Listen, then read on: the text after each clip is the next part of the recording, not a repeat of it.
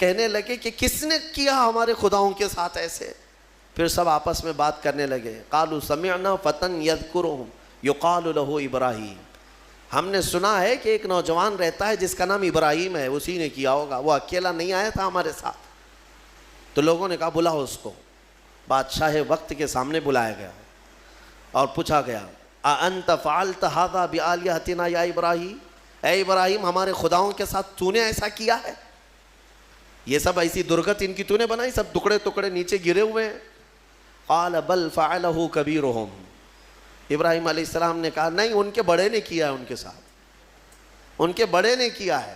بڑا بہت موجود تھا نا, بڑا جس کی کلاڑی گلے میں لٹک رہی تھی.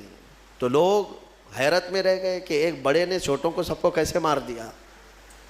ابراہیم علیہ السلام نے ذو معنی بات کی تھی, یعنی جس کو دو معنی والی بات کہا جاتا ہے. وہ تو جاہل سمجھ رہے تھے کہ ابراہیم نے کہا ہمارے بڑے خدا نے سب ایسا کیا, جبکہ ابراہیم علیہ السلام کی نیت یہ تھی کہ ان کا بڑا تو میں ہی ہوں, ان کا بڑا میں ہی ہوں, ان کے بڑے نے کیا ہے. آپ سچ ہی بول رہے تھے. لوگوں نے کہا ان کا بڑا ایسا کیسے کر سکتا ہے, ایسے کیسے کر سکتا ہے؟ تو آپ نے کہا باقی تو سب مرے ہیں, ایک تو کھڑا ہے, اس سے پوچھو کس نے کیا. ایک تو ابھی باقی ہے نا, اسی سے پوچھو باقی سب کے ساتھ ایسے کس نے کیا. تو سب غصے میں لال پیلے ہو گئے, کہا کہ تم ہمارے خداؤں کے بارے میں ایسی ایسی باتیں کرتے ہو. تو ابراہیم علیہ السلام نے کیا جملہ کہا کہ اُفٍ لَكُمْ وَلِمَا تَعْبُدُونَ مِن دُونِ اللَّهِ أَفَلَا تَعْقِلُونَ. لعنت ہے تم لوگوں پر, اللہ کے سوا دوسروں کی عبادت کرتے ہو, ایسوں کی جو نہ اپنے آپ کو بچا پا رہے ہیں, نہ کسی کو نفع دے سکتے ہیں, نہ نقصان دے سکتے ہیں, ایسوں کی عبادت کرتے ہو. اب ظاہر سی بات ہے حق بات کڑوی ہوتی ہے, کڑوی لگتی ہے, ہوتی نہیں ہے, لگتی ہے. کچھ لوگوں کو جن کو قبول نہ کرنا ہو, اور غصے میں ان لوگوں نے ابراہیم علیہ السلام کے خلاف ایک محاذ چھیڑ دیا. حکم ہوا کہ ایک آگ لگائی جائے اور انہیں جلایا جائے. یہ سن نہیں پاتے ہیں, حالانکہ جو حقیقت ہے وہ بتاؤ تو لال پیلے ہو جائیں گے, غصے میں آ جائیں گے. یہ برسوں سے چلا آ رہا ہے, برسوں سے ایسا ہے. ابراہیم علیہ السلام کو آگ میں ڈالنے کے لیے انہوں نے جو آگ لگائی, تفسیر میں اس کے لیے فرمایا گیا 1 مہینے تک جلاتے رہے.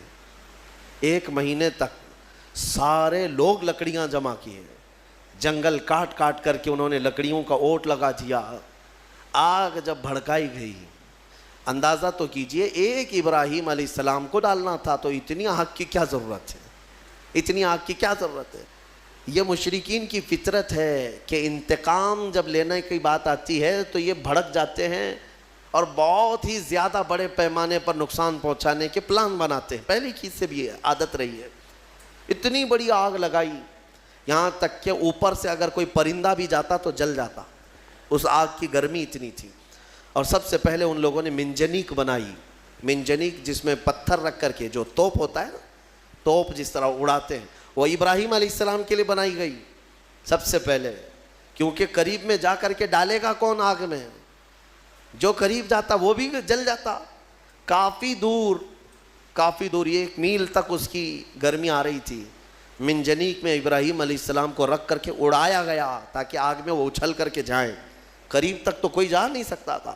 انہوں نے منجنیق میں رکھ کر کے ابراہیم علیہ السلام کو اڑایا. جب ابراہیم علیہ السلام آگ میں گرے جا رہے تھے تو اللہ رب العزت نے جبرائیل امین کو بھیجا کہ فوراً جاؤ ابراہیم کے پاس اور ان کو آگ سے بچاؤ. جبرائیل آئے اور کہنے لگے الک حاجت یا خلیل اللہ, اے اللہ کے خلیل کوئی حاجت ہو تو بتا دیں, آگ میں گرنے کے قریب ہیں. ابراہیم علیہ السلام کہتے ہیں حاجت تو ہے مگر تم سے نہیں, میرے رب ذوالجلال سے. یہ توکل تھا, یقین تھا. اللہ تعالیٰ فوراً فرماتا ہے قلنا یا نار کونی بردن و سلاما علی ابراہیم, ہم نے کہا اے آگ ابراہیم پر ٹھنڈی ہو جا, سلامتی والی ہو جا. اللہ کا یہ حکم تھا, یا نارو اے آگ. اس وقت حضرت ابراہیم علیہ السلام کے لیے جو جلائی گئی تھی آگ, وہ دکھ تو رہی تھی آگ, لیکن اندر سے ایسی ٹھنڈی تھی جیسے کسی باغیچے کی ٹھنڈی ہوا.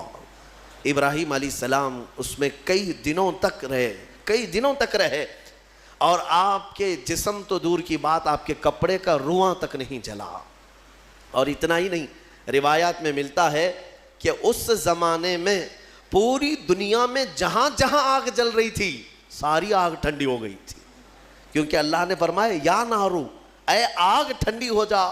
تو ہر آگ نے یہ محسوس کیا کہ یہ حکم میرے لیے تو نہیں ہے. دنیا میں جہاں جہاں آگ جل رہی تھی سب ٹھنڈی ہو گئی. ابراہیم علیہ السلام کے لیے ٹھنڈی کی گئی تھی ایک آگ، لیکن دنیا کی ہر آگ ٹھنڈی ہوئی ہے. اسی لیے ہمارا یہ عقیدہ ہے کہ اللہ تبارک و تعالی جب اپنے محبوب بندوں کی محبت میں رحمتیں اتارتا ہے یا ان کے آس پاس سے عذاب اٹھاتا ہے تو جو قریب میں ہوتا ہے سب کو بھی وہ برکت میسر آ جاتی ہے. وہ